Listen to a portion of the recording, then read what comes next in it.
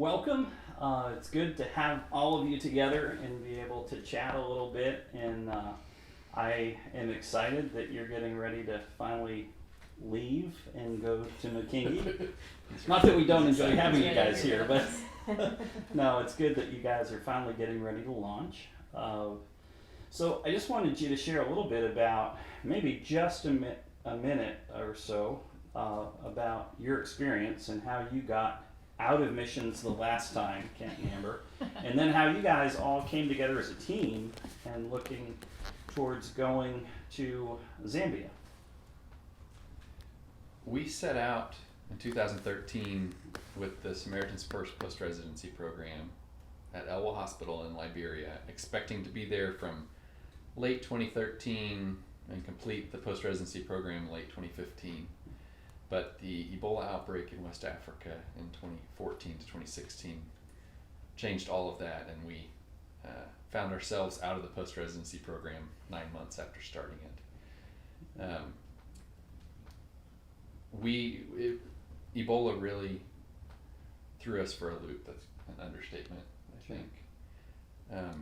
But we were given tremendous opportunities to be advocates for the people of West Africa, to share, I think, a much needed message with the church in America and society in general about the importance of choosing compassion over fear. Sure. And we sought to live out that calling that God has given us to care for the poor and have compassion on people in need, and to participate in His work of making things right in this broken world. We sought to live that out in our context in Fort Worth for the last 5 years, and now we're excited to get to go back overseas and live and serve cross-culturally in the way that we were seeking to do 6 years ago when we set out. So, and you guys came together with Steve and Amy Snell, and you guys are cousins, right? So That's right. Tell me a little bit about, now you guys were in Zambia with the post-residency at Mukinge. Yes. Tell me a little bit about how this came about that you guys are all going together back to Mukinge. Well, we were there from 2013 to 2015, and we really loved it there. We really enjoyed our time, and I felt like it was a place where God was really using us. And so, but when we came back after our 2-year term with Samaritan's Purse, we just started seeking what we thought God might be leading us to, or where He might be leading us to next. And Kent and I, we during college and medical school, we talked a lot and dreamed a lot about the possibility of one day partnering together in some medical mission context. And so in a lot of ways, this is a dream come true. So That's awesome. So now let me hear from you guys a little bit. How do you feel about all of this? I mean, there's a big difference between West Africa, where you were before, and Zambia. Tell us a little bit about your experience in Zambia, Amy. Sure. Well, Zambia is such a warm, hospitable culture, and so we were welcomed so well there last time and really felt at home in a lot of ways. There, our firstborn was there for her first year of life, and so when we left, we just always, I mean, in a way, there's just a special place in our hearts and for Zambia, and specifically for that community at Mukinge Hospital. During the last 4 years, I think it is neat to see God just working on our hearts. Just, will we do, the next right thing that He's calling us to do? Whether that was waiting 4 years in Fort Worth, which was longer than we anticipated, or making this next step back to Zambia. It seemed like everything kind of fell into place at the right time, and it was really clear that this was what God was asking us to do, the next step.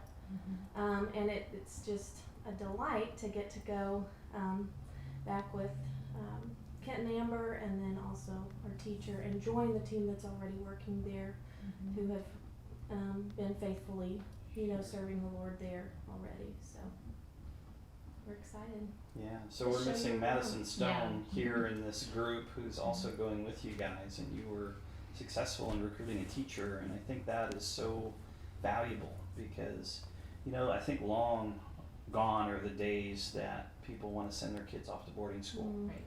And figuring out ways to be at a remote mission station and still do schooling and manage your kids' education is a huge challenge for just about everybody we have out there in different places.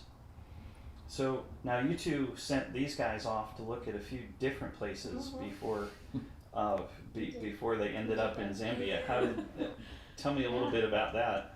I think Amy and I, more me, we're really pushing for just to be out of Texas and back into that work, wherever that was. And I had great ideas of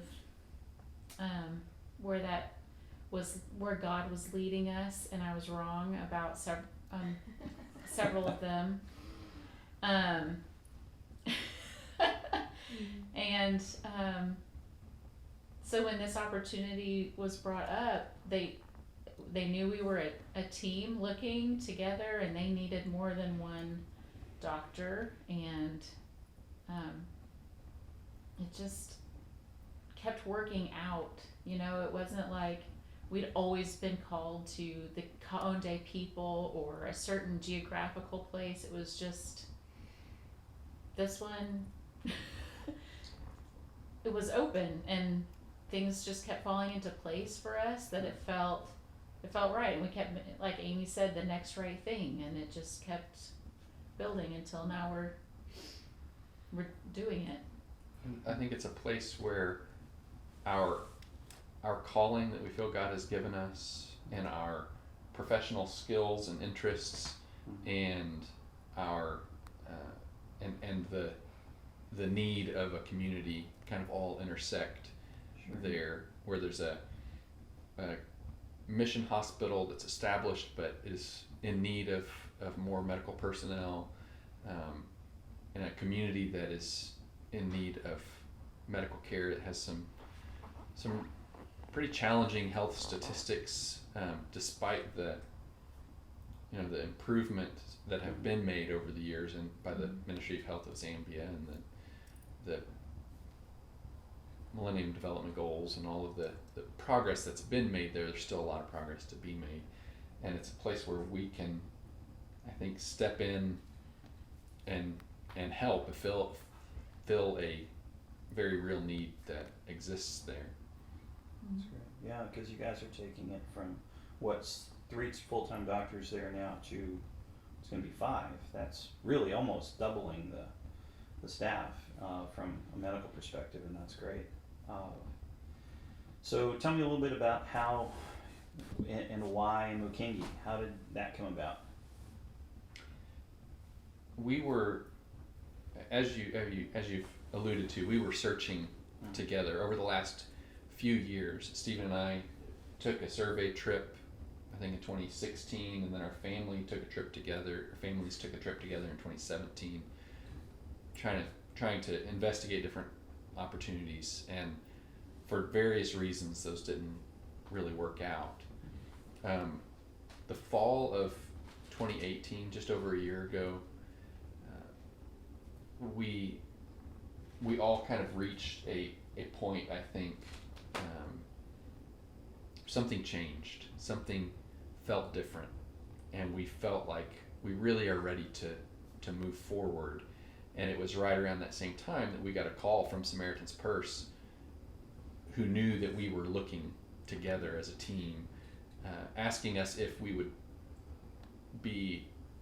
consider going to Mukinge, because they knew of the need that was arising there. And and as they've said, we spent time praying together and individually, and feel like God opened those doors. And one way that happened was through our connection with Christian Health Service Corps, and working at JPS Hospital with Laura Smelter, and getting to know more about the organization, and deciding that CHSC would be a good fit for us long term. That was a really important step in that process of figuring out, okay, how are we going to go about pragmatically moving overseas again? And Sure.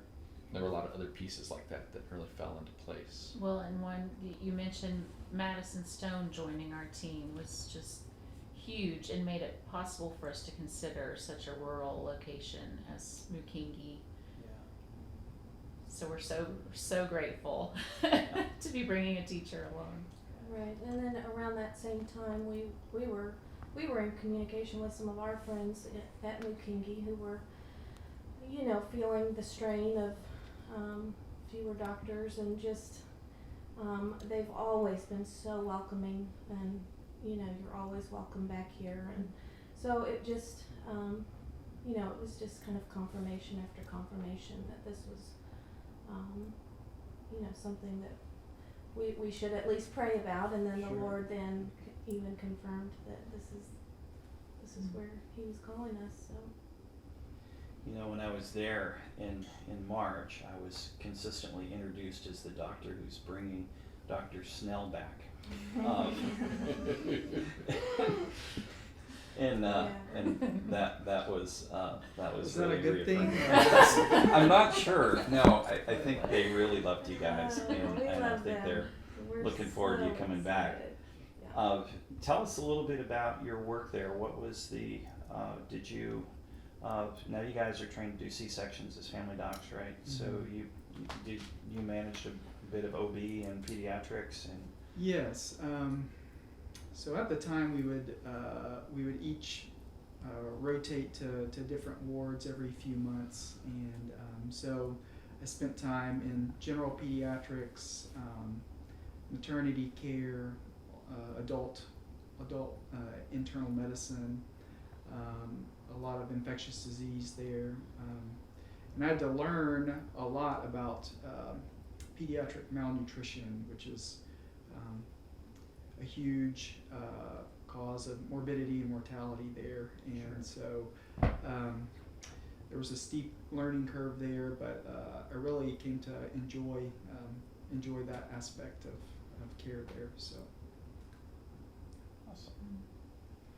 Yeah, I know they're really excited to be having you guys come back, and now you guys are getting ready to launch when? Like in the next Possibly week or two? within the next week and a half. Yeah. Oh, that's exciting. So we've sure enjoyed having you at one of the houses here on grounds, and we're glad that we're able to have that place here, but not that we won't be glad to see you go. Not that We sounds know. bad, doesn't We it? But no, that we really want to see you back where you belong and not stuck in limbo. And so I'm excited about that. And you guys are going. When is your timeline? Obviously, you have a challenge that you have to deal with before we have you a few leave. things we need to do before launching. So Yes. we're due to have our third baby in December, and so if we can get everything settled, we're hoping for late January, early February, or so get the baby at least 6 weeks, 2 months old, and a passport, and then we'll be there as soon as we can. So Excellent. Well, I'm looking forward to repeating this discussion maybe a year from now when you guys have both been back there and spent some time back there in Mukinge, and have maybe some language skills under your belt at that time, and maybe we'll have you maybe share in a different language a little bit. So thanks for taking time out. It's great. Thanks, Greg. thank you. Thank you.